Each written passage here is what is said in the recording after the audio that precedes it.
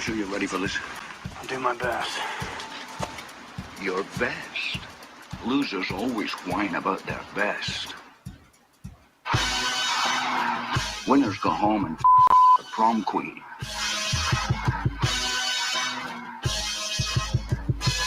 Welcome to the best soccer show. The best soccer show in the whole world.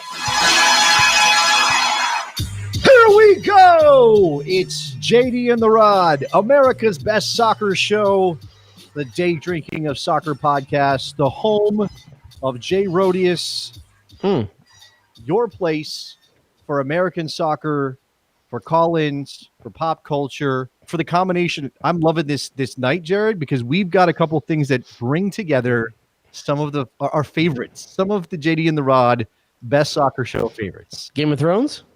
That's not here. I'm still pissed. I'm still pissed about the end of Game of Thrones. Come on, really? That's the way you're going to play it? Can we do spoilers on Game of Thrones? I don't know. Have you and I really had it out on Game of Thrones?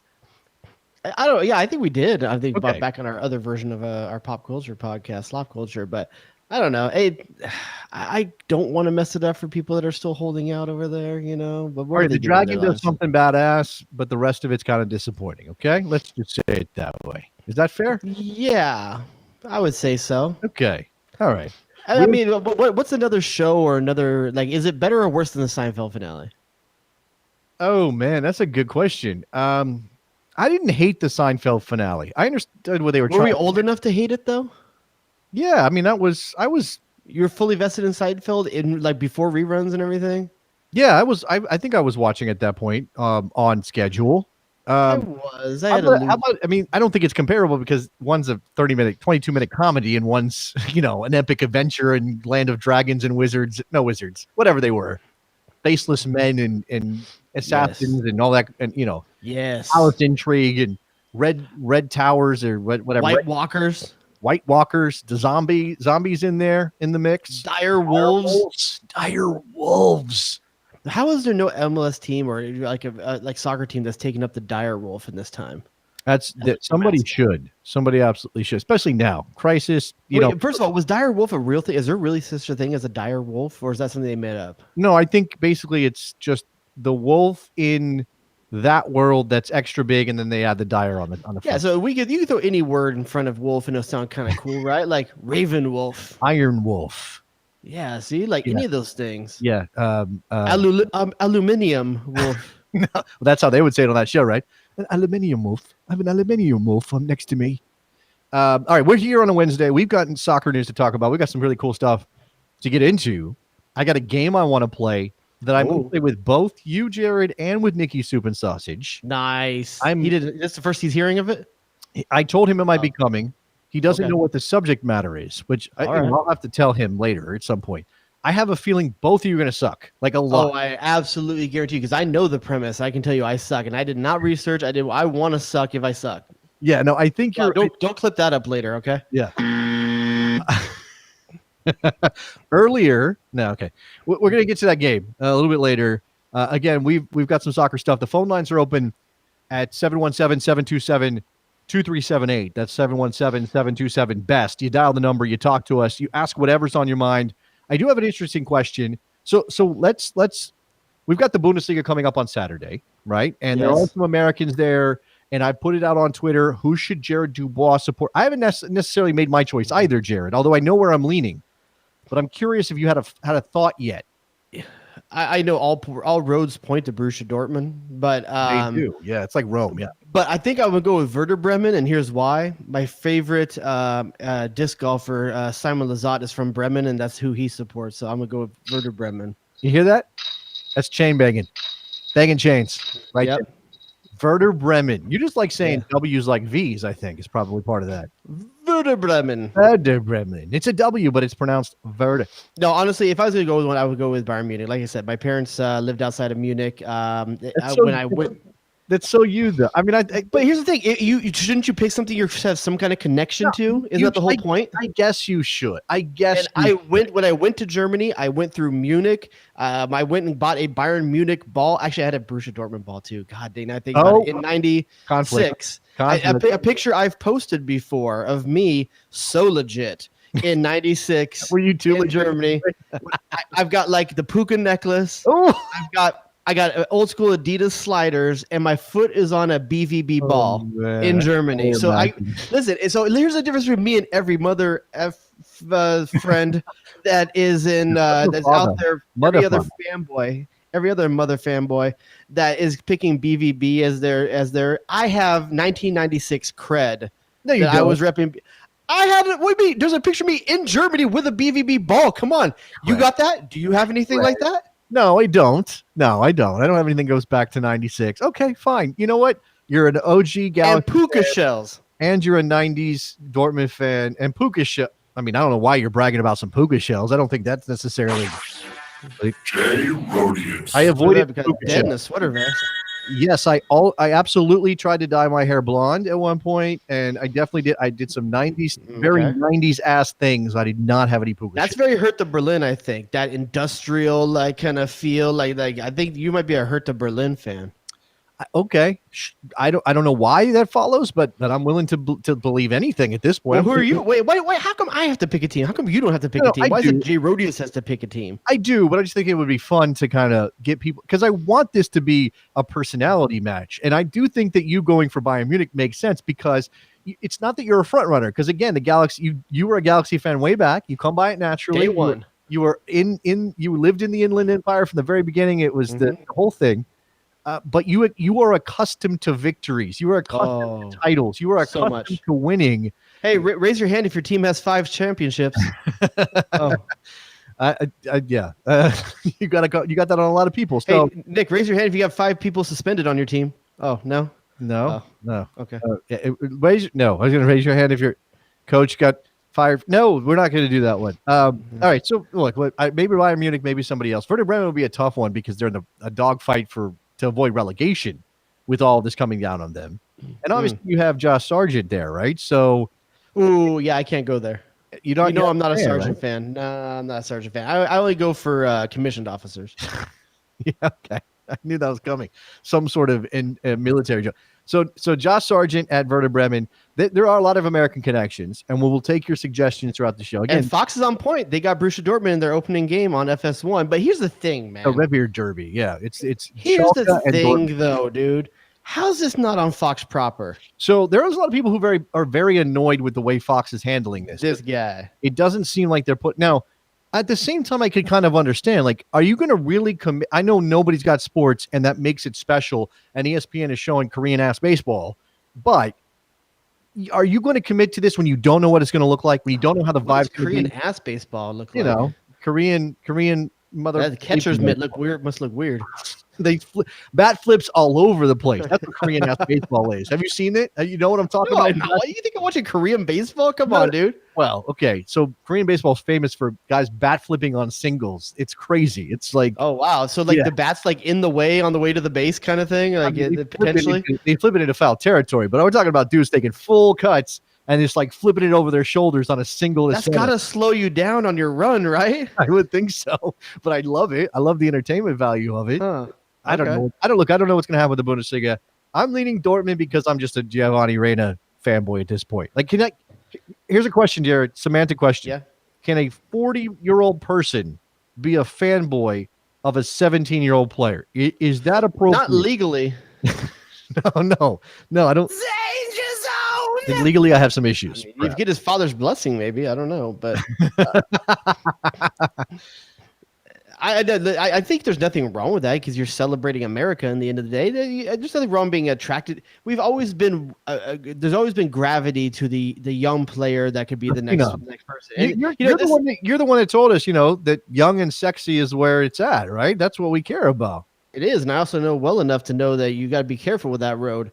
You never know where that's going to lead you. But we did have a fan question today, kind of regarding this. Let's see. Yeah, is Giovanni Reyna, and I got it right here, actually. I want to give credit for the person. I don't know if you have it in front of you. Is Giovanni Reyna, the question is Giovanni Reyna going to be better than Christian Pulisic? And it's from Michael McCracken, who goes by Westboro Mike on Twitter.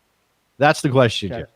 So, there's one. It's an impossible question right now. No, but take a stand, right? Come on, give me your thoughts. This coming from the perennial fence sitter. Jared, take a stand. Yeah, Jared always takes stands. No, okay. I'm going to tell you right now that I think Giovanni Reyna is going to be better than Christian Pulisic. I think so. I think it's such athleticism, a hard, weird thing to do because you've seen so little of Gio Reyna. You said body and you didn't even stop. Okay, fine. We're going to move My forward then. Okay.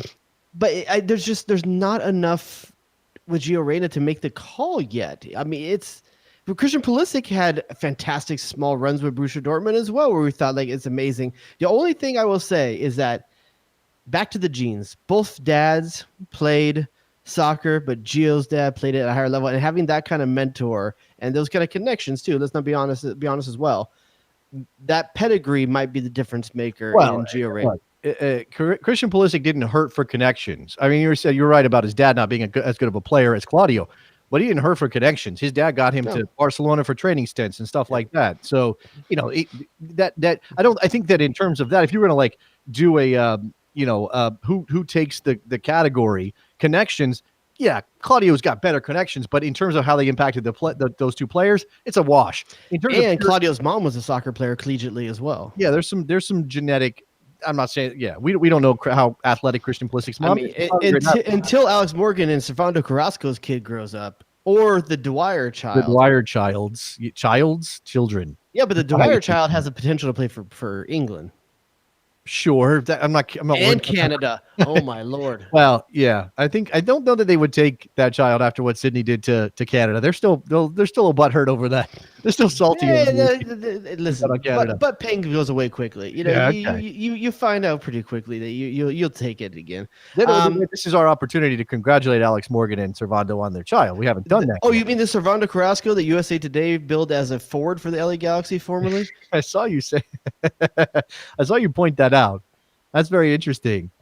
Speaking of mistakes, and we'll get to let's before we get into the 99ers and what's coming up in terms of entertainment, I think the big news for MLS fans, obviously right now, is the very real sense that MLS is going to go forward on this. And I've seen it called the Florida Plan, which is a movie reference. I think Stephen Goff actually coined that himself.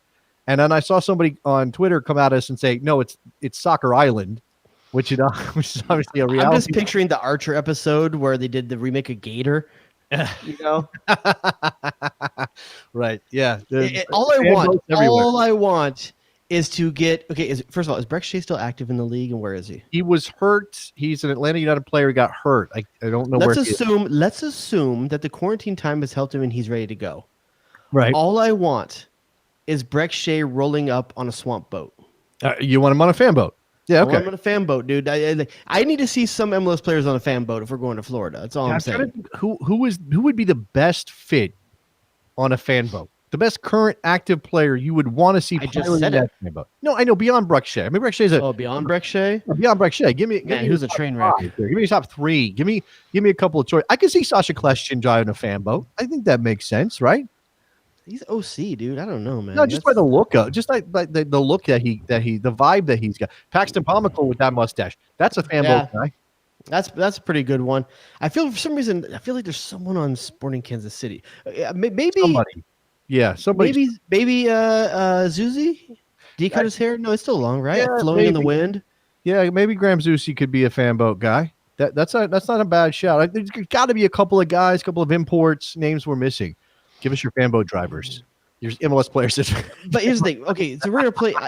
How's this gonna work? Gator hunters and get out here. How's this gonna work, dude? Like, what's the point of this all? Honestly, what's the point of this all? Because they're not gonna have fans there, right? So let's go over some of the details here, just for anybody who might be catching up. I don't know why you would come to the JD and the Broad Best Soccer Show for news. Well, it dropped today or yesterday afternoon, so it's kind of fresh. So Stephen Goff reported it yesterday. The Athletic came back with some details. Sam Stejskal over at the Athletic adding some details on this. All right, so it would be all 26 teams in Orlando. They would all be sequestered at the Disney complex there, the Wide World of Sports complex, where they got tons of fields. Obviously, they've got ESPN production facilities because ABC and ESPN, which I think is a big point. That's a big point in Orlando's favor because they were talking about KC, they were talking about Dallas. It's going to be, even though it's going to be 95 degrees with 90% humidity come July in Orlando, they would prefer to have all that production. Yeah, but Orlando plays there anyway. So, I mean, that's a moot point to me. But it's everybody playing. It's the same for everyone. Every single year, MLS fans bitch about the weather killing the speed of play and making the game ugly. And now we're going to double down on that by having no training time to get fit again. And in every game's in that weather, not just a couple of games, not just Dallas, not just everybody's playing in it now. Like everybody's going to melt. Okay, here's the pluses to me. Let's hope Timmy Chandler doesn't come to Major League Soccer this summer. Let me just say that right now. Okay, all right, here are the pluses. Snowman out there. Okay, Disney / ABC are bailing out MLS in this a bit.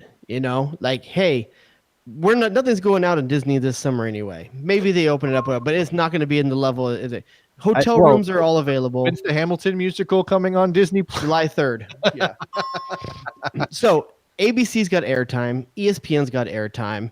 They have a vested interest in MLS. They have many of the rights. They're longtime partners of the league. And so I feel like there's not much infrastructure needed to play soccer. You don't need to have an arena or anything like that. It's just a field and a ball. You don't need stands. You don't need anything like that. You don't need to have anything else outside of that and refs. The infrastructure is there to televise all this. And I think they had to do it with some league. Some league was going to have to step up and say, hey, we're going to use this Wide World of Sports venue. It's just too good of a venue in an area that is too many things going for it. It's built to do something like this, all weird. Well, the governor of Florida, Ron DeSantis, was on television or was somewhere today, probably live from Tallahassee, saying we're open for sports. And he mentioned specifically Major League Soccer. Probably the first time in history the governor of Florida has ever been like, yes, please give us soccer instead of talking about college football or something. The other thing that's about it, okay? Let's say a month, 2 months down the road, things are going well with the COVID response, and you want to start opening up some tickets to watch these games. Hey, Disney, what else can people do? Where's a place people would want to go for a family vacation and see their sports team as well? Oh, well, Disney World. I think that's probably way down the line. I mean, let me go Disney back Shanghai is already opening. Okay, let me go back to the detail. I don't know what that is. Those words make no sense to me. Everything you just did. Telling you, dude. Okay, so let's go back to the details again. All 26 teams based in Orlando playing competitive closed-doors matches, mainly at the ESPN Wide World of Sports complex. This is the schedule, according to The Athletic, this is the schedule being floated. The league is proposing that all teams travel to and begin training in Orlando by June 1st. Then they would go to small group training in the second week and run for 7 days. Only in the third week would teams be allowed to hold full training sessions. Games would begin on June 22nd and likely run for 4 or 5 weeks. That would put players, coaches, and staff in Orlando for around 2 months in total. Family members would not be allowed to travel with teams to Orlando. Okay, here's one of my questions. Is the offset of airfare going to cover all the housing, lodging, food, meals, all that kind of stuff? Remember, is this a plus or a minus for these teams financially? Well, remember that Disney is eating it right now as well. There's nobody coming to stay at the facility. So, yeah, Major League Soccer, there's probably going to be some sort of barter deal. They'll figure something out. I think that's a secondary issue, right? To me, the biggest first of all, how much it costs to run this. Okay, whatever. Their league's hemorrhaging money because they're not selling tickets, right? So whatever. It's going to be a net positive on some level, even if it just stems the tide for a minute or stops the bleeding. The problem for me, of course, is it's 1,000 people. You're going to have staff to run the hotels, to feed people, to clean, all of that stuff. Are those people also sequestered in the hotels, or are they going home at night?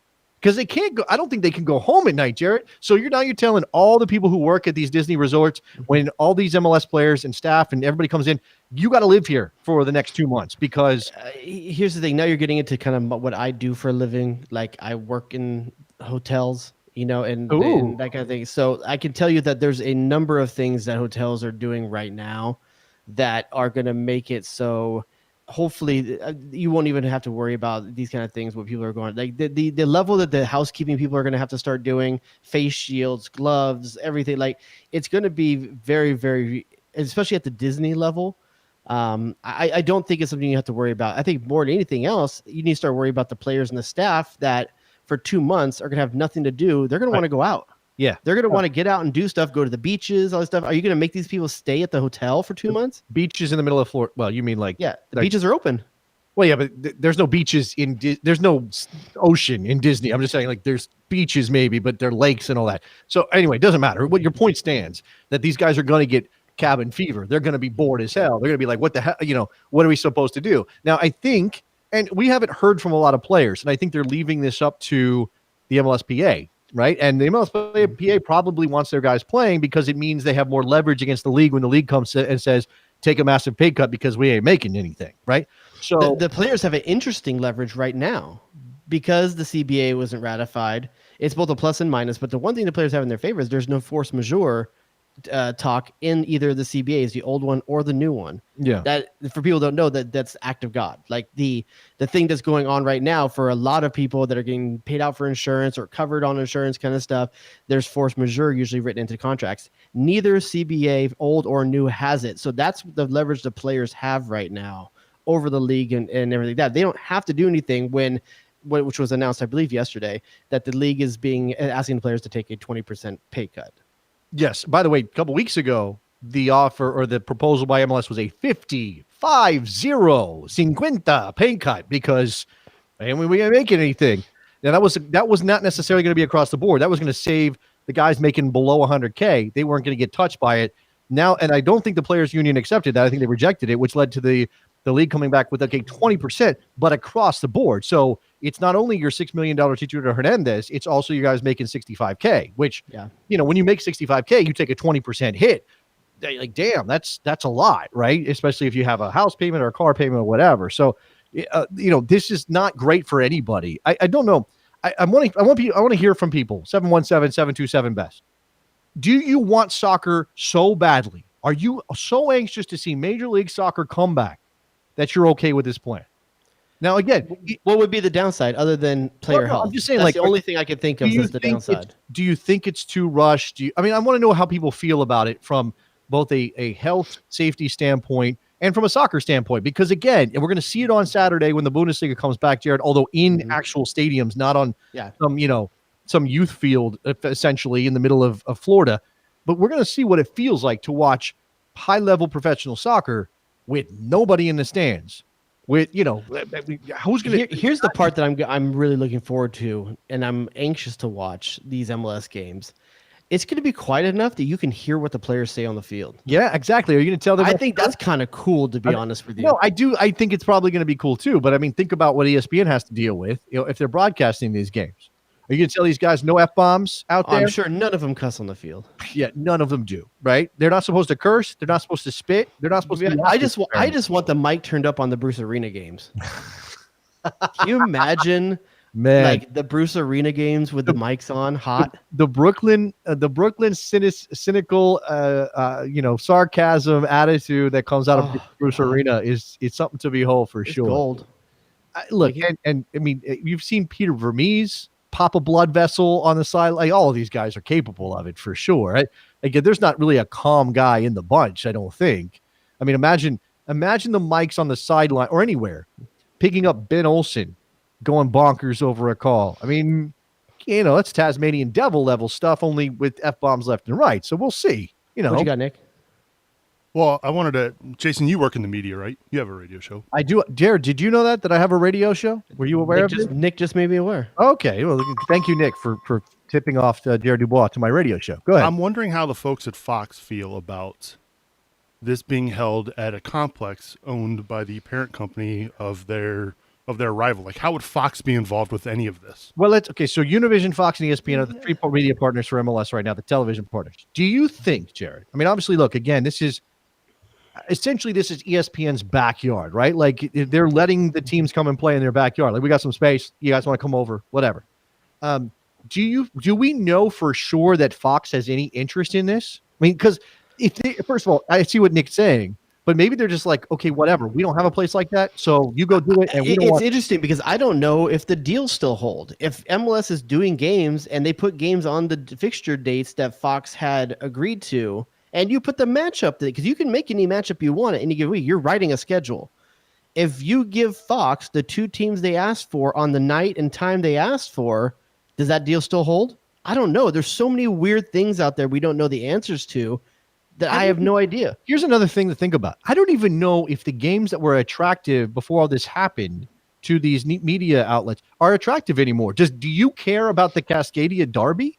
If there's nobody in the stands, if the Timber Army isn't singing a whole game and You Are My Sunshine and all of that, I don't know. I honestly don't know. I mean, those are good teams, and they'll battle it out, and somebody will get mad at somebody else, and it'll be feisty. But is it going to be what we want from the Cascadia Derby? I don't think it is, right? So I don't know how these media outlets feel. All right, let's go to Ben in Tampa, who's very close, Jared.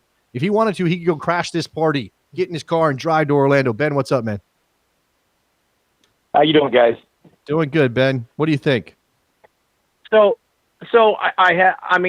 I think getting ahead of the curve as far as getting teams playing again ahead of other sports is probably good, so long as you can ensure player safety. But I wonder, and you guys being in the media would probably know better, is there a way to rework some of the TV marketing money? Is there a way to maybe increase that, given the fact that there's going to be more money coming in from TV revenue?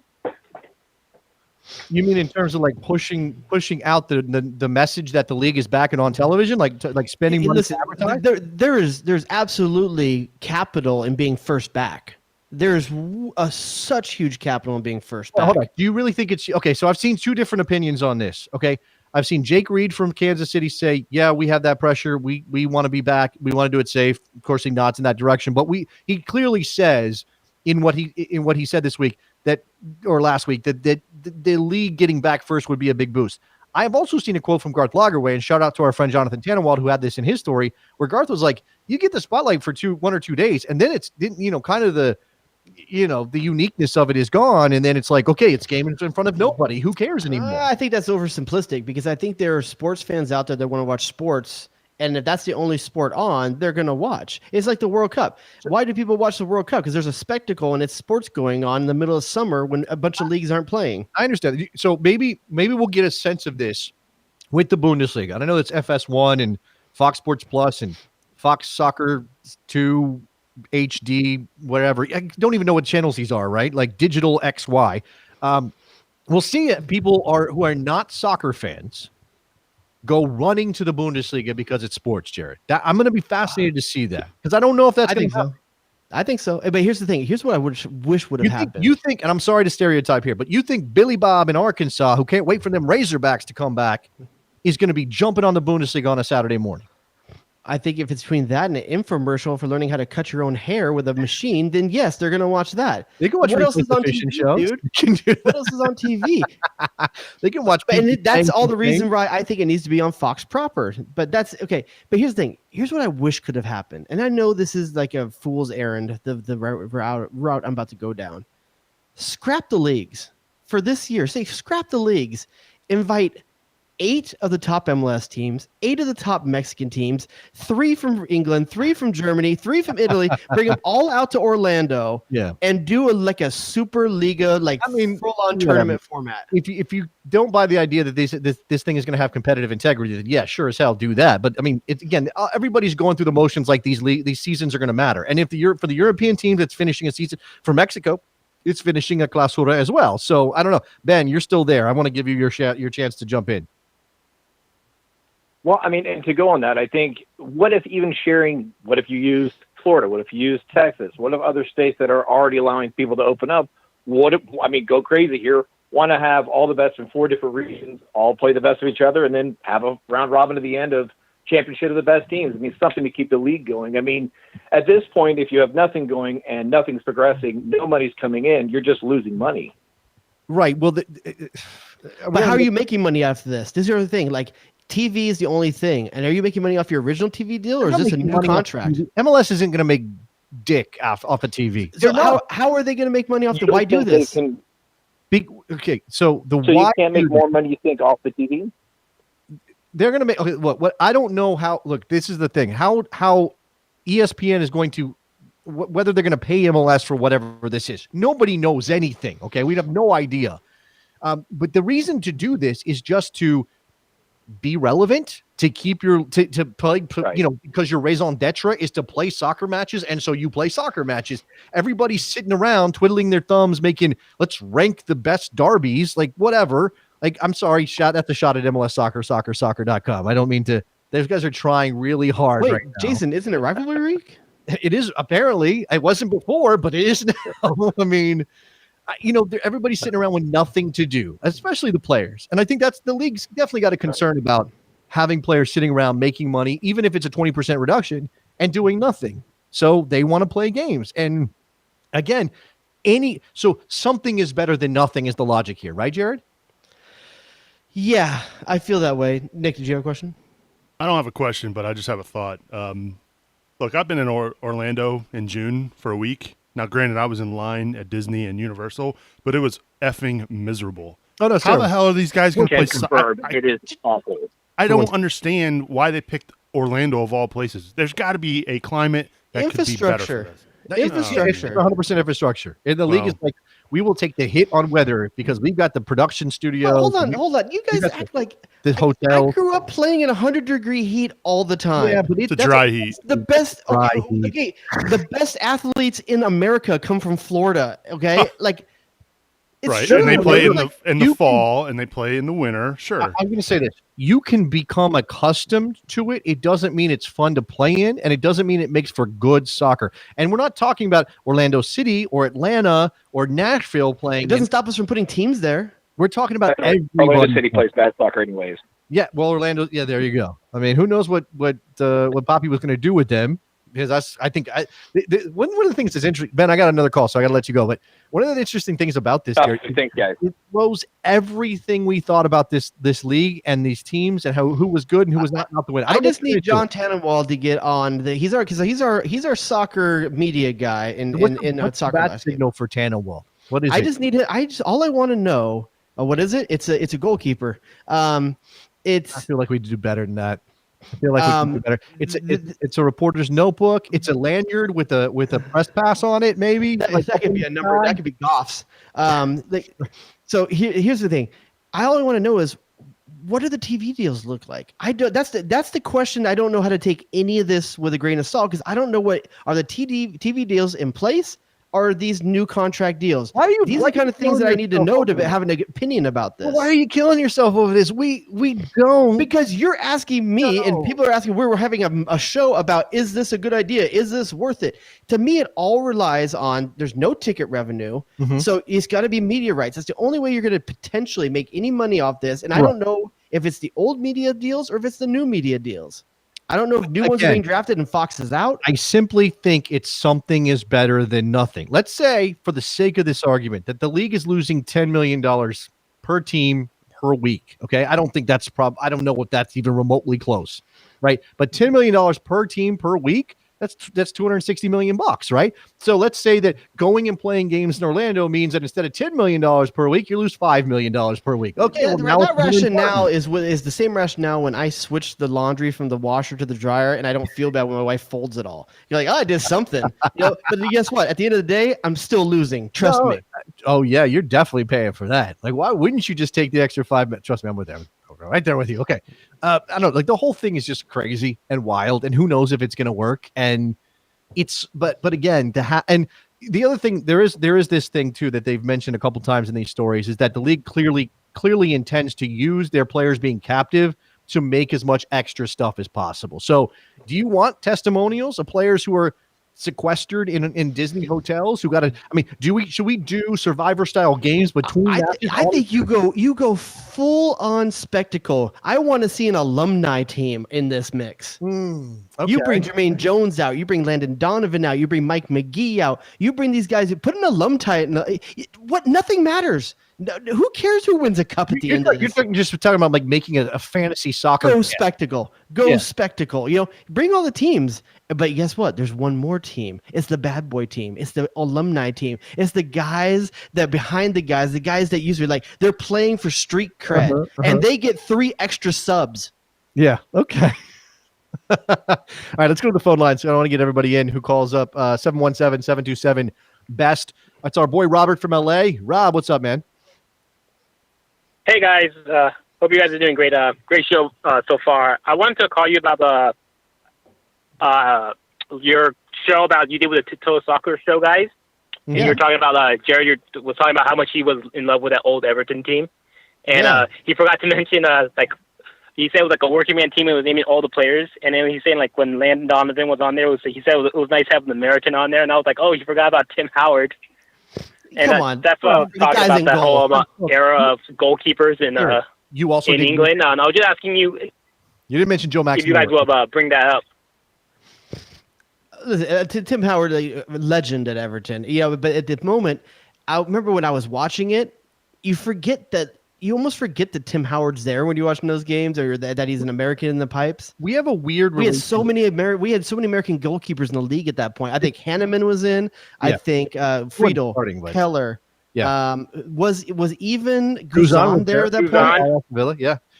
The thing about we have a weird relationship with goalkeepers as Americans, because I think that we have pride in the fact that we make good goalkeepers, but we are also like kind of shamed by the fact that our best position has been goalkeeper, because that doesn't indicate, that we're a great soccer nation that makes these technical, fantastic outfield players. We're kind of like, oh yeah, Tim Howard's great, but what we really want is that number 10 who pulls the strings, Jared.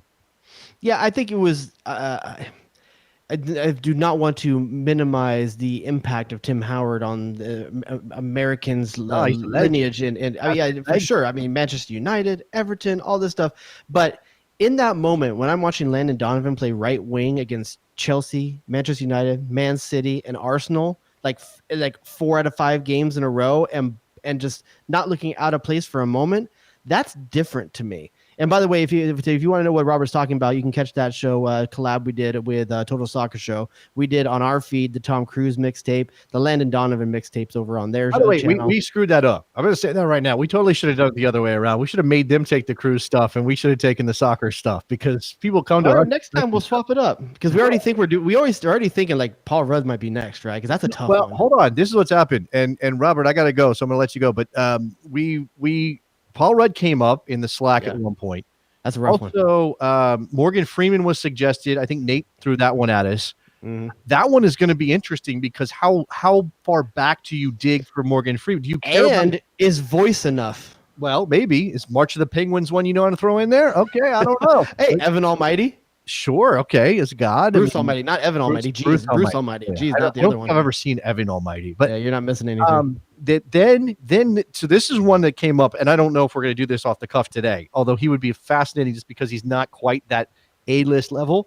So the Canadian Premier League, which is like a year old, just sold a player to the Netherlands, to ADO Den Haag. I have no idea if I'm getting that close. Okay? That's right. His name is Emilio Estevez. That's the player's name.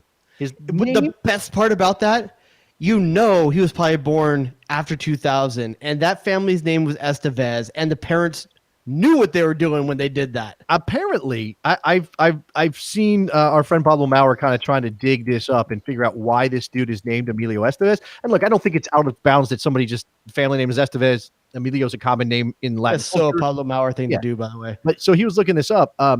Apparently, this player's actually he's Taiwanese, so he may be of mixed heritage, Spanish father, Taiwanese mother. So his name is Emilio Estevez Tsai, Tsai. So he probably comes by this honestly, rather than it being like, yeah, let's. Nah, dude, they did that because you know why he's named that? Because he does the dirty work. Okay. So here's the question. Obviously, I'll make you famous. Very quickly, could you put together a decent Emilio Estevez mixtape? Easy. Okay. Tell me what your feeling is off the cuff right here. Okay. Once again, the mixtape is something we want to watch. Okay. So you want to watch it. You're setting this up for a day. It's a film festival for one guy, and it's got a flow to it. That's what this is about. Young Guns. It's got to be in there, right? He's Billy the Kid. You can't pass that up. Breakfast Club. Okay, that's early Emilio playing the jock. Okay, I can see it. And the third one's where it gets kind of hard, because I'm not a Mighty Ducks guy. Okay, fair. But if I was being honest, Nicky Soup and Sausage is like having a heart attack over here. I can't believe you're doing this to the man. The one movie he's seen, and you're hating on it. I might go with Dirty Work just because I dug that movie. And I know I'm really in the minority on this. Minute Work. Oh yeah, I'm sorry. No, you're right. Men at Work. I'm thinking Dirty Work. That's the Norm Macdonald movie. Yeah, I'm sorry. Macdonald movie. Men at Work is the one he did with Charlie Sheen. Yeah. Maybe the only time. No, they were in a couple of those Brat Pack movies together, right? In the early days, or was it just Men at Work that they were in together? Oh no, I tell you what, my third one is the same as for Tom Cruise. It's still The Outsiders. Yeah, I know you mentioned that in the chat. That's interesting. So I'd be going. I'd be going. Young Guns, Breakfast Club, and The Outsiders. Okay. That would be my three. I think I have to get Breakfast Club in there. I think I go early with that. Breakfast Club. It's a good It's a good starter. wake you up movie. Wake you up movie, teen movie. I like Young Guns. I would probably match you on that. And then I would probably go with Mighty Ducks. I mean, I'm a fan. I like it. You know what? You could just go all in and do Young Guns 2. Yeah. Go out in a blaze of glory. By the way, is Young Guns 2, is it a better movie or is it just better soundtrack? Definitely a better soundtrack. But I feel like it's one of the few sequels that actually measures up to the first movie. And I think I saw Young Guns 2 before I saw Young Guns, so I might be biased by that. Wow, that's interesting. That's a very Nikki Soup and Sasha thing to do. I guess. I mean, because I'm guaranteeing you, of Bruce Almighty and Evan Almighty, he would have seen Evan Almighty. I like this. The thing is that Nick always sees the worst of the series. Yes. Not the worst, the less likely. Less likely movie. He sees the series when they've brought in the replacement actors. They can't even keep those actors around. He saw Grease 2 before he saw Grease. Jared, you know? I did too. I'll be honest with you. I had it on VHS growing up. VHS growing up. Okay. But Nick, if you're doing Emilio Estevez 3 movies that you've seen, Rodius. 3 Emilio Estevez movies that you would watch on a lazy Sunday that you have seen. You can't just pick ones that you know he's in that you've seen. Yeah, you have Can you even do it? Yeah. I'm not picking the public or whatever. Go ahead. I could do it, but these are probably the only 3 that I've seen. Don't say Mighty Ducks, Mighty Ducks 2, and Mighty Ducks 3. Don't say that. Is he in Mighty Ducks 3? No, I don't know. I don't remember. No. That's the one. I guess I've seen 4 then. Okay. I have not seen Mighty Ducks 3, but I would go with The Outsiders. I would go with The Breakfast Club, and I would go with Mighty Ducks. That's my 3. All right. So wait. So you've never seen any of the Young Guns movies? No. Oh, Nikki. Why are you so surprised? You're in for a treat. You and your son just need to watch that together. All right. The best part of those movies, Lou Diamond Phillips. 100%. I'm going to say Kiefer Sutherland. I think Kiefer Sutherland's good in that. God damn, he's good. He's really good at it. But yeah. No, Charlie Sheen is. I forgot. Charlie Sheen's in. Is he in the first one and not the second? Yeah, he's in the first one. He gets killed in the first one. Oh, sorry, Nick. Spoiler. All right, I can't watch it now. Jared, we threw up the Tannenwald signal, whatever that is. Again, maybe it's a lanyard with a press pass. Maybe it's a vest over a tie. I don't know exactly what it's going to be, but he's on the line with us now. For I don't know. Is this 3 weeks in a row, John? Are you going for a 2 here? 2? You're killing me. You're killing me. I wasn't going to call in this week, and then I got called out. So he just wants to call in to talk Emilio Estevez. you got to mix. I will know. I will. I do believe Mr. J. Rodius over there called me out, so here I am. Yes. Okay. All right. I just wanted to know, Nick. Sorry.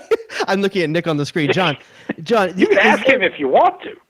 John, have you heard anything about what the media rights situation is between what what MLS started with, what they're contractually obligated to still produce, and if that's null and void, and this is all going to be under a new deal? So, try to take all those in order. What they're contractually obligated to produce, I think the TV networks involved are smart enough to not do that. Okay. Smart enough to not insist on right. This, that, and the other thing. Because if, for example, everybody had held off and come back at the same time, all the various U.S. sports leagues, there was barely going to be any room on linear television for MLS games amid all the baseball, basketball, football, hockey, golf, college football, et cetera, and so on. So we know that much. Now, the caller, I think, the one caller whose name I forget, I think he wanted to know whether MLS could sell these games as part of a new deal, i.e. to a separate network. I doubt it. I very seriously doubt it. Now, do there end up being a lot of all of a sudden national TV games that are not on the local channels? That I don't know. That might be still to be determined. I don't have any inside information on what's going to happen to Fox and Univision, but I will be surprised if they end up with nothing. Univision in particular, because it's not like Univision, which is in Miami, is all that far away from Orlando at the end of the day, if they really want to be. Now, Fox is in Los Angeles, And I've already seen some of the complaints that they're not having, studio coverage of the Bundesliga this weekend. When, oh, by the way, maybe they don't. The most importantly, Los Angeles County, Jared, you'd know this better than anybody, is still under a stay-at-home order, right? Potentially 3 more months. Okay, well, I don't think that they're going to be able to call everybody in the office to do a TV show, are they? But we're all accustomed to Zoom TV now. We might as well just do Zoom TV. I want to see Ian Joy talk up the Bundesliga. Well, I think also that you're not just talking about Ian Joy here. You're talking about a lot of other production staff who I'm not sure. I seem to recall something about Fox potentially furloughing some of the production staff.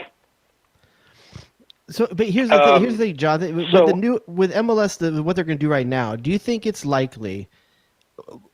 Do you think every game will be televised? No. Do you think every game will be streamed? But define televised. Okay, that's good. Every game will be broadcast. Yeah.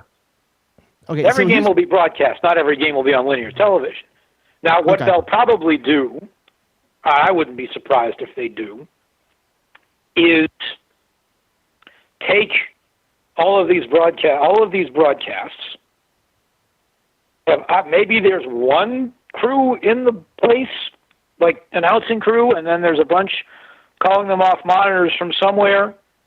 And then the games that are not on national television, maybe some of them are on ESPN Plus, and maybe in the local markets they get syndicated out. Okay. To the TV stations, if possible. It's smart. And for somebody like me who grew up watching, sorry, go ahead. No, sorry, go ahead. I was just thinking it's smart for ESPN and ABC. I don't see any downside to this on their side. Well, not if they don't have to do any work, certainly. Yeah. Somebody like me who grew up watching syndicated Big East and ACC basketball on the weekends. MLS basically doing central production of its games and syndicating them out is something that I've been waiting to see for a while, and I think this might be an example of a test run of it, and I wouldn't blame them for that. Let's say that this is the one way in which I could think it might affect the future MLS TV deal. Wait, they already told everybody don't sign new local contracts after 2021, all that stuff. That's all kind of in the pipeline anyway, so this just kind of funnels them in that direction. But here's the interesting thing about it. But another interesting thing about it is that there's no Euro this year now. Okay, so isn't it another race for MLS to be potentially the only league playing this summer, significant amount of games, and that increases your TV distribution rights potentially? Again, where's the market? The NWSL would like a word with you, but other than that. But you're also assuming a market, and I imagine that at some point, you're thinking there's a whole country, the whole continent of Europe, that is not going to have any games going on for the next couple of months, and was going to have a Euro 2020, has no thirst for football. Hold on. I don't think that's true. It's also. I don't think that's true, Jared. I think that if the domestic leagues come back, they're going to be playing in the They're going to be pushed into the summer, or whatever it is. But that we talked about first to market. That's why MLS is pushing so hard. Okay, I think it's I'm not. Well, okay, hold on. I'm not sure. I think there are some people who are pushing hard, and some people who, as Jason said earlier, are saying, "Hey, wait a minute, we don't want to put anybody in physical harm's way here." And this is the thing I was going to say, or the other thing I wanted to say, which is, everybody has said, well, all of this is, of course, contingent, on there being enough testing capacity that we won't be taking away from the general populace when we do this, which the NBA has said the same thing, and baseball has said the same thing, and hockey has said the same thing, and so on and so forth down the line. Well, I hate to be that guy, in quotes, but I'm going to be that guy, and I was today with Peter Vermes, and I'm probably going to be over the couple of days with other people. What if there aren't enough tests? Because right now there are not. And seems like the biggest. What if that doesn't change in time? Yeah, I think that's the question. Yeah, John, I want to thank you very much for calling again. I know we put the Tannenwald signal up. Thank you very much for your insight. You're gonna move on to the U.S. Women's National Team movie now. John, appreciate that. Thank you. Yep. All right. John Tannenwald on the show again. Yeah, I mean, all of it's out there. We're going to see what happens. I think the testing is the biggest hurdle. Jared, before we run out of time here, and we got to give this proper space, Netflix has announced that they have optioned Jer Longman's movie or book, rather, the story of the 1999 U.S. Women's National Team, and they're going to make a Netflix movie. And it wasn't more than a month ago, something like that I was on this program saying, what soccer story in America are they going to put on Netflix for us? Now, I was thinking more series than movie, and maybe this will be a series. I don't know. They haven't committed to anything. But now it's that thing about casting it. Now we get to talk about who's going to play who in this movie. And I've seen, apparently, Danielle Slayton has already come out and said Kerry Washington for Brianna Scurry, which is interesting to me. I'm not sure I'm on board with it 100%. Okay. I've also seen... I hate to be this guy that says this, but how old is Kerry Washington? So this is the problem I think people are going to fall into. They're going to think an actress and they go, wow, what a great actress. She should play that player. But then they're not thinking that back in 99, these players were 25. Scurry played 2 more World Cups after that? Yeah. We can't have 38-year-old actresses playing 25-year-old players. I just think you have to, so I'm taking suspension of disbelief, so if you have any ideas, if anybody else in the chat or on the phone lines at 717-727-BEST has some thoughts, I would love to hear them. You can take the player list. You can take the Joy Fawcett's. You can take the Brandy Chastains. You can take the Michelle Akers is an interesting one. I saw a name and I kind of agreed when I saw it. For some reason, it fits to me, but I don't know if she's. The hard part is going to be finding people that are athletically. Yes. Okay, first of all, unless you're going to do that thing like what they did in Hot Shot back in the day, where it's cut to just the feet touching the ball, and then a different cut. It's very similar to like Point Break surfing. Well, isn't the biggest thing in any sports movie the actual sports action? It's just really hard to get it exactly right. Yeah. And so, the name, I think it was maybe in our Slack, someone threw this out there. I'm sorry, I apologize. I don't have who it is. Kristen Wiig.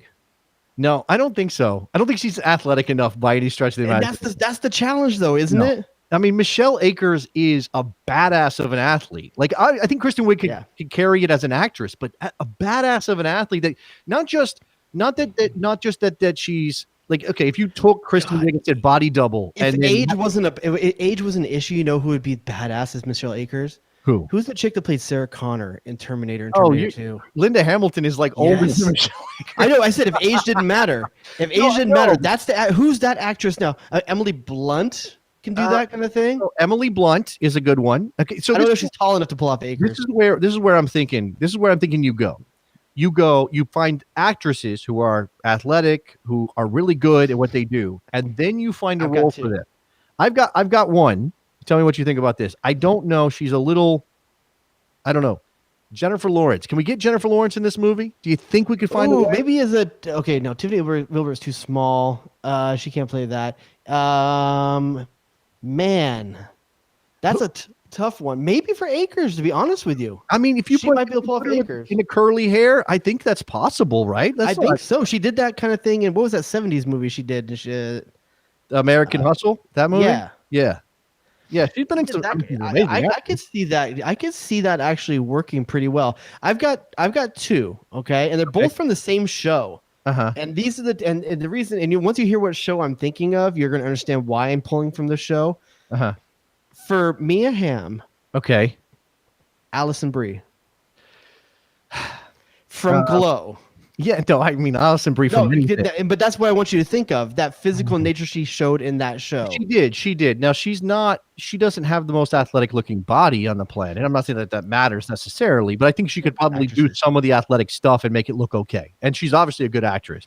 And we know that she can play, she can play so perky and bubbly because she's done that on television, but she can also play kind of and the other one from that show is Betty Gilpin, who plays the blonde American girl for Brandy Chastain. I could see that. I could see that working. Okay. Couldn't she be Akers? She could. I guess potentially. Yeah, she's very tall, or she looks like she's tall. At least around the other females in that show. Yeah, I mean, I'm trying to think. I have one for Chastain. All right. Okay. I kind of like Margot Robbie in that role. Oh, I can see that. Yeah, I was trying to think like back to like the old Charlie's Angels, it's because it's something in that same vein. Like Drew Barrymore at that time could have pulled off one of these or something like that. She could have been, maybe, maybe she could have done it. Yeah, but, I like that shout, Nikki. I think that's a pretty good. Here's a question for you. Who's Tony DiCicco? Who plays Tony DiCicco? Oh, I hadn't even thought about that. Yeah.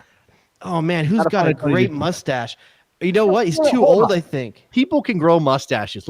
Or people can put fake mustaches on. Let's not limit ourselves here, people. Man, for some reason, I don't know why this came amazed the mustache thing. Like Josh Brolin came to mind, but I don't think that's right. He put on a lot of weight, right? Just to look kind of the round. And Tony DeCicco wasn't old as Josh Brolin is now, I don't think, at that time either. I don't remember how old Tony was. Tony was probably in his early 40s at the time. Yeah, that's probably right. Man, I'm going to stay with Glow. Mark Maron. Mark Maron is Tony DeCicco. I don't know about. Damn, dog. I don't know about. What about like John Turturro? John Turturro, too old, I think. That's not. I mean John Leguizamo. I'm sorry. I was gonna say too small, but that's not necessarily true. Is he the right kind of actor for that role? Yeah, maybe. I don't know. I'm not sure. Maybe. I don't know. I go hot and cold on Leguizamo. Sometimes I'm like, Me too. He's really good. Sometimes I'm like, dude, that's what garbage act. I don't think he was like, I don't think he was great in John Wick, for example. Like that's just not. Ugh. Okay, Nikki Soup and Sausage. What'd you get? You're gonna have to forgive me because I didn't see the movie, but it was who played the Freddie Mercury character in that Queen movie. The guy from Mr. Robot. Mr. Robot, Remy Malek. Remy Malek is too young to play Tony DeCicco. I think he's too young to play Tony DeCicco as well. I think he might be too young. Give me the Flash. He grew a mustache though. Was that his real mustache in that? I don't know. I have no idea. I didn't see the Queen movie, so I don't know. But you didn't see it, Jason? I mean, give me some time, Nick. Johnny, Nikki, is any suggestions from the chat on these? Yeah, we got one. Sarah Michelle Gellar. This is from Holden Cribb for Brandy Chastain. Sarah Michelle Gellar. But here's the thing. Sarah Michelle Gellar, again, same thing. She's got to be my age right now, 41, 42, somewhere around there. And Brandy Chastain is, 28 at that point? How about Scarlett Johansson? I know. By the way, we're spending a ton of money. Scarlett Johansson for Mia Hamm. No. I don't see. You know who we haven't cast is Julie Foudy. No, we haven't cast. I have one right here. Alison Brie work better for Julie Foudy? No. I have one right here. Okay. This is Robert from LA who called in earlier. He says Natalia Dyer from Stranger Things as Julie Foudy. Oh God, they look just alike. Okay. Yeah, they look very similar. To be honest with you, that's very close. How old is she? She's probably 22 or so, like that. Okay. She dated the other dude from the show. Okay. Keep them coming. Again, Tony DeCicco out there. Maybe we cast Sunil Gulati. Does he have a role in this movie? I have no idea. Let's see. We have to cast the Asian characters as well. Well, that was one question we did get in the chat. This is from Boba Binks. Who will be the antagonist in the U.S. Women's National Team 99 World Cup movie? Who will be the antagonist? I mean, by the way, the Variety article, you talked earlier about a mistake in that in the Alex Morgan Serrano Carrasco people. Was it people you said got it wrong? Called him USA Today. USA Today. So apparently in the Variety article announcing this movie that Netflix has optioned this book for, they said that the U.S. beat Japan in the final in 99. What? Obviously wrong. So, wrong World Cup. Yeah, different World Cup. That was 2015. But they did beat them. So I don't know. Do you have faith? By the way, did you see the video? Did you see the little teaser video where they all did their kick the ball to the next screen? Okay, so Joy Fawcett, Julie Foudy, Brandy Chastain, Mia Hamm, Brianna Scurry, they all did this little, that thing that kids do now where you dribble the ball 3 or 4 times, pass it out of frame, and the next person catches it. So they did one of those. They all got to talk a little bit, so it wasn't just them juggling and kicking the ball. I'm gonna tell you right now, every single one of those women, and I don't know what they're in their late 40s now, most of them. Yeah, because I was I was 21 when I went or something like that. So they're all in their mid to late 40s now. They're all better soccer players than you and everybody you know. Right now. Don't doubt it for a second. Don't doubt it for a second. Still badasses right now. And some of them are. Brandy Chastain is coaching every day, or was before the quarantine. She's still shredded too. Absolutely shredded. But even the rest of them, even the ones haven't been really playing for the last 10 or 15 years, they can still do things with a soccer ball that would make your head. So I think you'd have to cast Sun Wen, right? That's the leader of the Chinese team. I don't know if you'd make her an antagonist. No, she wasn't a bad guy in this. We're getting into areas I'm not going to be an expert on. So we did get another shout here. Jessica Biel for Brandy Chastain. Ooh, Jessica Biel. I like that. Some other calls for Evan Rachel Wood. For which character? Brandy Chastain. Oh, now I like Mike Gilpin idea. I like the I'm sorry. Who did you just say? Sarah Michelle? No, that was Evan Michelle. Before that one. Jessica Biel. Jessica Biel. I like that one. That feels right. Okay. All right. We got some good ones out there. Here's the thing. What I need some soccer journalists to go to every one of these women and ask them who they want to play them. Oh my God. You think they're all going to be like, yeah, I want to be played by the hottest female actor? Who did you pick for yourself? Come on. Yeah. I mean, obviously Ryan Gosling is playing me. Of course Ryan Gosling is playing you. I got a bit of song and dance in me. Yeah, that's why Ryan Gosling should play you. Absolutely. Yeah, just no, I'm far more Ryan Reynolds than like the wisecracking a-hole. Okay. Yeah. That's still cute enough that you let it go. Yeah. You're totally a Ryan Reynolds. Yeah. Don't let anybody ever tell you otherwise, Jared. You don't think I could be the Deadpool of American Soccer Podcast? Yeah, you probably are the Deadpool of American Soccer Podcast. It's like this is the day drinking of American Soccer Podcast, which makes me, I don't know. What does that make me? That doesn't make me the you're a Colossus, the guy that like always frustrates me, and because he's so good and noble. I actually like that. I think that's funny. Damn, dog, that's in a pro. I have to talk in a Russian accent now when I talk to you on the show. That's not bad, man. That's almost as good as your Tony Danza. I did just find real quick before we get going. Angela. I did find this article, all4xi.com. They've already done this. All for 11, yeah. Go ahead. And I should have just said that. That would have been a much easier way to say it. But they've got Tony DeChico, Liev Schreiber. That's an interesting shout. I could see that. I can pull that off. Come on, he's got the attitude right. He's got the weight. He doesn't look like he grew a mustache. Yeah, come on. I'm sure he could. Oh wait, he played Sabretooth, didn't he? In one of the X-Men movies. When was that in Logan? He played Saber. No, he may have actually reprised it in that, but originally it was in X-Men Origins. Yeah, yeah. Okay. Anybody else? And that all for 11. Who else is? Did we match anyone? Yeah, quite a bit actually. Really? A lot of Betty Gilpin. A lot of one for Christine Lilly, Brie Larson. Okay. Oh, okay. Yeah, I can see that. Sure. And then for Mia Hamm, Elizabeth Olsen, Haley Steinfeld, or Tatiana Maslany. I'm gonna have to think about who those people are because I couldn't tell you who Tatiana is, but yeah. Yeah. Well, I mean, again, young makes sense. But I think younger than Mia Hamm was in '99. Stansfield, like that, she's pretty young. All right, so we're at the point where we could either end the show and move on and create some bonus content for our Patreon people, or we could play a game, Jared, and we do it right here on the main show. You tell me how you feel right now, because I got something that I can throw at both you and Nikki Soup and Sausage, which I think. Let's do this. Why don't we play one round of your game to tease the bonus show? Okay. All right. So as with everything else that we create on the show, this is usually one of us has an idea, calls or texts the other one and is like, don't let me forget about this. Jared called me yesterday. I don't know what I was doing, but Jared called me and I picked up the phone. I talked to him for about 3 minutes. My wife looked at me and was like, what was that? I'm like, Jared was driving. He had an idea. He didn't want to forget it. And he called me to tell me about it. And for the record, this one we're doing right now was not my idea. This is yours. This is me. So I threw this one at Jared today. It occurred to me. And if you remember the old Best Soccer show, you might remember something called Jugador or Conquistador. Okay, which is technically just a rebastardized version of Baller or Blazer, which is the original. True, but Baller or Blazer was about acts, and then you had to pick whether it was a Chuck Blazer act or a rapper act. Okay, yes. Like the thing that these people did, money that they spent, something crazy that they did.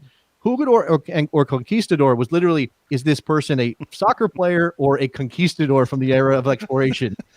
And we had some fun with that. This one, and I struggled with the name, but Jared came up with it. He decided to call it esports or Too Shorts. Okay, esports or Too Short. Now, if you know Too Short, you know where this might be going. Too Short was a rapper, was a rapper, but he's a legend. Okay, legend for this particular game. I'm not going with legends. Girls like Betty. If girls named Betty, I feel bad for him. This is okay. So this is esports or Too Shorts, and what this is this person an EMLS player? Obviously, MLS is pushing FIFA right now, the EMLS thing, because what else they got? They got nothing. And the real players, Chicharito Hernandez stinks. Abdul Diamante is good. Wait, are you talking about esports or are you talking about on the field? No. Oh man, that's pretty cold right there. I don't even know if I should have. I know he only had 2 games. Ropes. Okay. So you better come out firing, dude. You better come way out glad I firing. took the under. They're pushing the esports. That dude got iced like a kicker in the 4th quarter, man, and he better respond. Okay, just gonna keep him going. But unfortunately, this is Los Angeles. I need more than talent. I need stars. All right. So it is literally. Enjoy the party. I forgot to enjoy the party part. That's I didn't even know that was there. I didn't either. Do we usually talk over the back end of that? I guess we usually do. It's set up that way. So this is literally, is this person an esports player in EMLS playing FIFA 20 as a competitive person attached to an MLS team, or is this person a rapper? Now I went with current rappers. So again, too short, classic. He might be still playing. That way I would have no idea. Okay, so are these like mumble rap and like a SoundCloud rap? They're rappers, technically speaking. It doesn't really matter how I think I stopped at backpack rap. I think that's the last time I was paying attention. I want both you and Nikki Soup and Sausage to make guesses. We'll play 2 rounds just to kind of give it a little flavor both ways. Okay, so let's start with Didi Crislito. Didi Crislito, is that an esports MLS player or a rapper? Jared Dubois. Is it 2 letters? DD?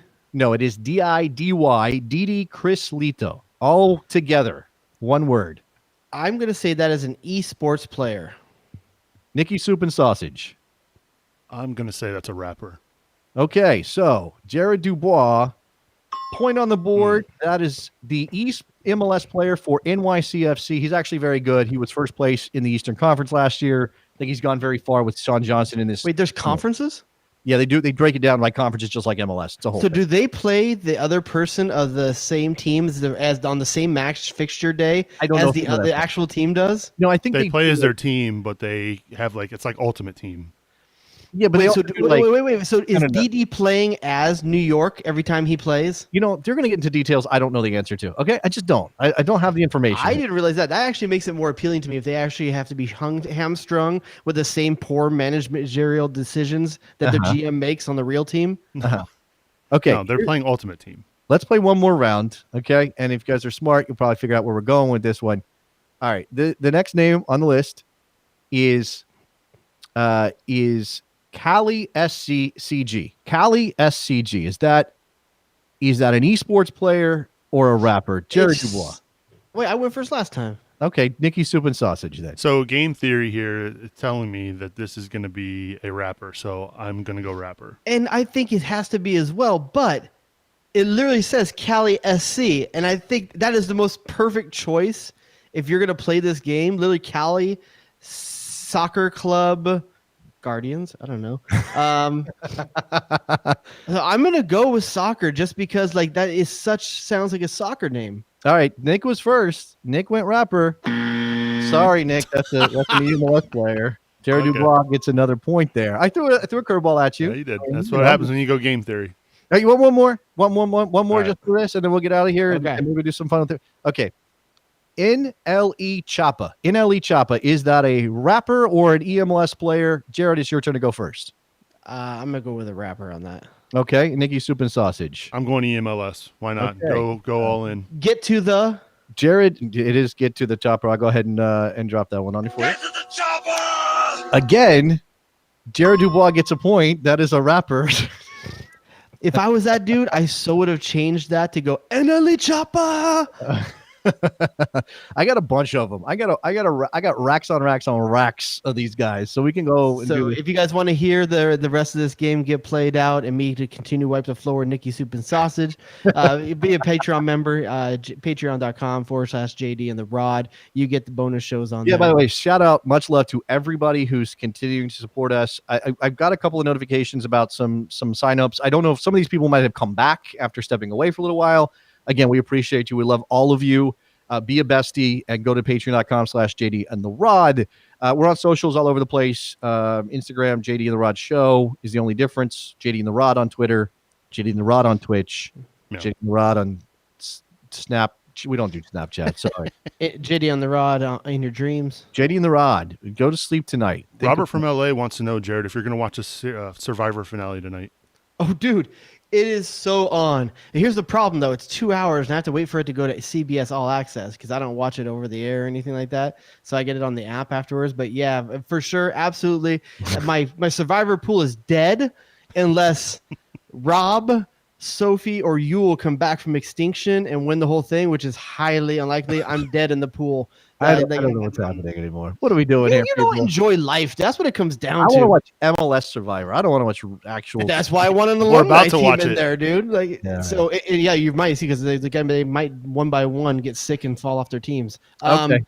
A shout out to a great review written on iTunes in the last week from Farside. Love the review. Hands down, the best soccer show in these parts. JD, J Rodius, and Mr. Sausage are second to none. Everything MLS and US soccer mixed in with lots of funny ha-has and a great community. So you can't catch the live show and you don't subscribe yet? What are you waiting for? Smash that subscribe button and become a bestie. If you don't, do you even soccer? Do you even soccer? Get smash everything. Just like Mr. Sausage is undoubtedly smashing things. I'm sure that's what Nick's wife calls him at home. I think on that note, we have to get out of here. Smash that sausage. All right.